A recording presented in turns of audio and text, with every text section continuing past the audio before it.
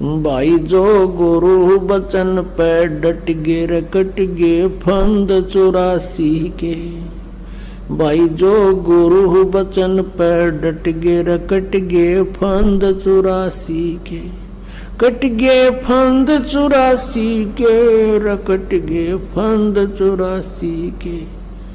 भाई जो गुरु बचन पे डट गे रकट गे फंद 84 के।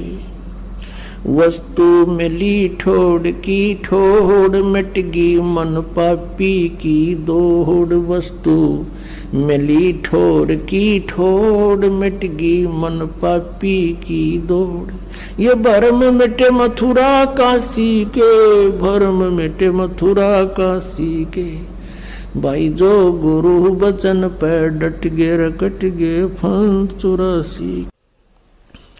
तो यहाँ बीड़ी, शराब, मांस, तंबाकू और किसी प्रकार का दहेज, बकवाद, सांग, सिनेमा, फिल्म, ये बकवाद नहीं देखनी, ये मैच नहीं देखने आपने।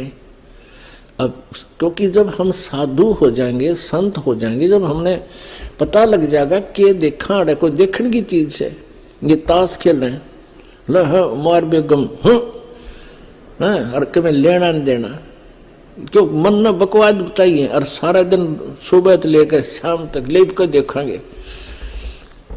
और इसी तरह ये मैच, क्रिकेट के मैच 3-3 दिन आंख पाड़े बैठे रहे, क्या मतलब है इसका? अपनी भक्ति करे, मालिक ने याद करे, वह खेलना और हम देखा। जैसे मैं लड्डू खाऊं और तुम देखो, ओहो वो 2 खा गया, तुम न के मिला बड़े आदमियों। तो ये बालक बुद्धि से हमने थोड़ा हटके चलना पड़ेगा। वह तो अपने पैसे कमाओ, करोड़पति हो गए हैं, अरे ये भोली आत्मा उड़ बैठे बेमतलब टीवियां पर बैठे रहे, काम भी छोड़ दे। तो ये सारी बीमारी इस आधुनिक उपकरण का दुरुपयोग से होगी। ये फिल्म बकवाद गढ़ दी सारी उल्टे सुलटे हैं। किसी ब्याह दिखाओ लड़की का एडवर्टाइजमेंट करो, न घोड़ा पर, बोझों पर, डीजे, वह बीमारी सारे समाज में ठोक दी। और हम इससे उल्टा हटाएंगे। भक्ति तभी से रखना, अगर आपने जूते ही रखने हैं तो चाम के नहीं रखना, क्योंकि ये पशुओं को बेरहमी से मारा जाता है और उनसे काट कर ये चाम तैयार किया जाता है। पहले पुराने समय में जो चर्मकार यानी चमार जो जूते बनाते थे, वो जीवित पशु को नहीं मारते थे। पशु मर जाते थे, उनकी खाल उतार करके अपनी मेहनत से उसको फिर जूता बनाने योग्य तैयार कर लेते थे। अब वर्तमान की तरह एक एक व्यक्ति 6-6 जोड़ी जूते नहीं रखता था। एक जूता जोड़ी, वह भी कति टूट ले, लित्र बन ले, उसके फिर थेगड़ी लवाए जाते थे और पहनते रहते थे। अब वर्तमान में तो बहुत जुल्म हो रहा है।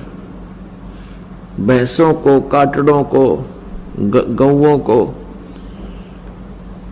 बढ़िया चाम बनाने के लिए एक ऐसा केमिकल प्रयोग करते हैं, जीवित को भूखा रखते हैं, प्यासा रखते हैं, ताकि वो मांस समाप्त होकर के और चाम में समा जावे। और उसके जीवित के ऊपर ही वो फिर कहते हैं बहुत जबरदस्त गर्म पानी डाल देते हैं, वो फूल जावे और वो पशु बहुत बुरी तरह चिल्ला रहा होता है। फिर उनको काट दिया जाता गर्दन से और फिर वो बढ़िया जूते बनाए जाते हैं। तो पुण्यात्मा, जिस दिन से इस दास को ये ज्ञान हुआ है चाम के जूते, चाम की बेल्ट उसी दिन से त्याग दी थी। ऐसे ही आप जी को चाहिए कि चाम प्रयोग ही करना बंद कर दो, फिर अपने आप इन जीवों की हिंसा बंद हो जाएगी। मांस खाना बंद कर दो, अपने आप सुधार होना शुरू हो जाएगा। ये बातें कहन सुन से नहीं, ये किसी तरीके से इनका अंत किया जा सकता है। आजकल और अन्य बहुत अच्छे ट्रैक्शन वगैरह के जूते आते हैं, उनको पहन लीजिए।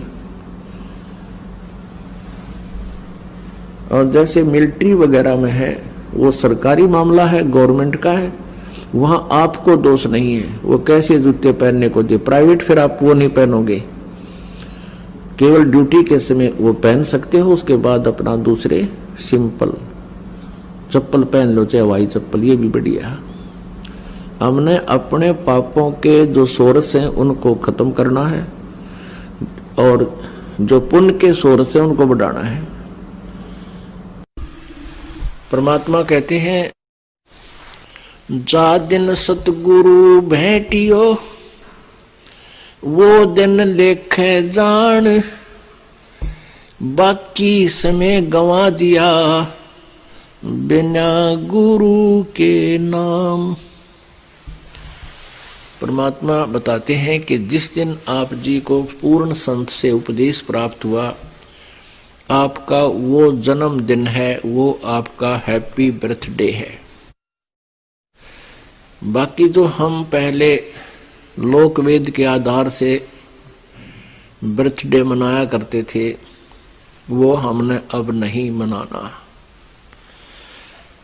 उसको हम खुद हैप्पी बर्थडे मानना है, वो तो बड़ा दुख था हमारे ऊपर, कैर टूटा, जन्म हुआ, ना जाने कितने कष्ट जीवन पर आवेंगे, कोई बच्चा हो गया तो मर जाएगा, कोई बचेगा ना बचे,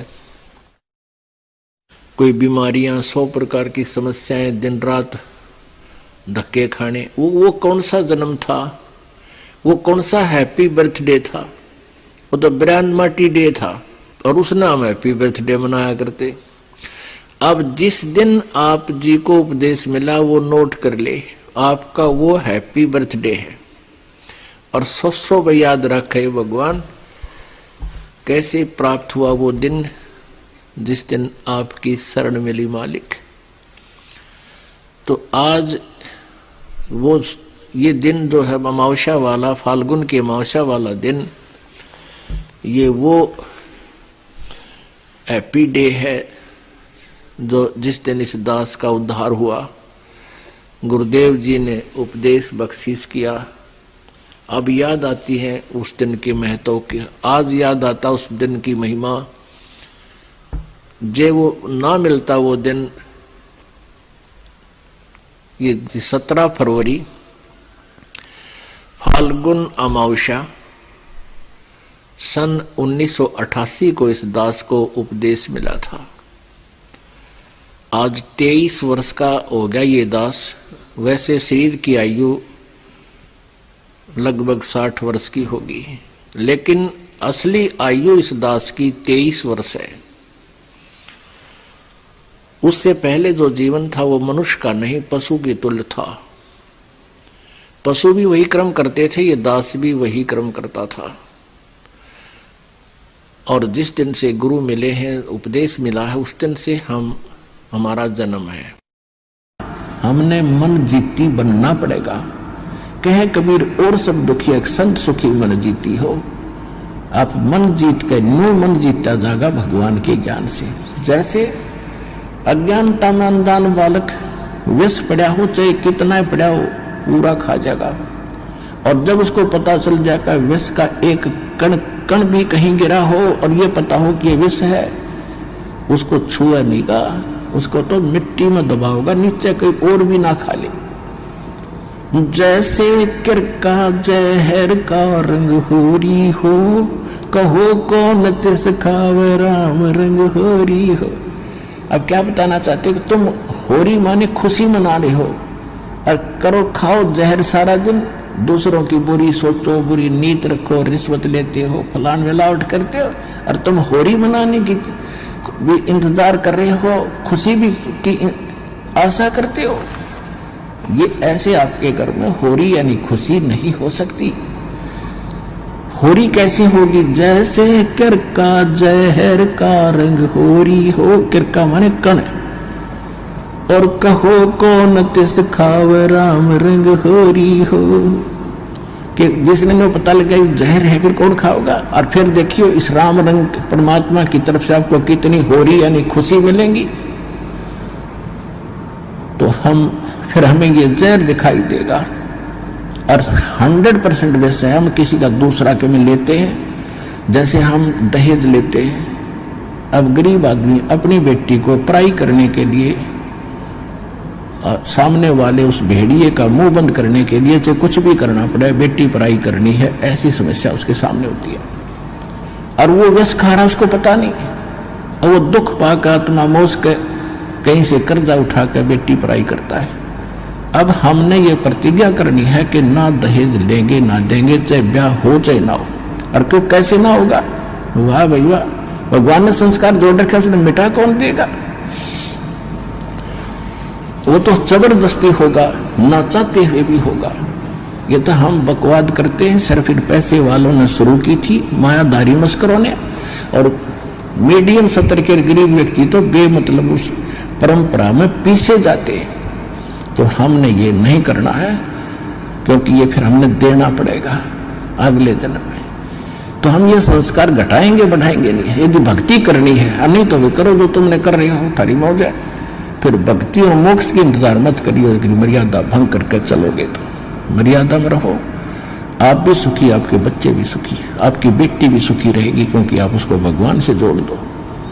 जब भगवान साथ होगा तो उसकी कमी किस चीज की रह जाएगी? जब निरंतर भक्ति सच्चे मन तक करेगी, वह लगन से रहेगी, मर्यादा में रहेगी, अगले कुल को भी सुधार देगी हमारी बेटी। जा करके उनको भी बस होना पड़ेगा उसकी साधना।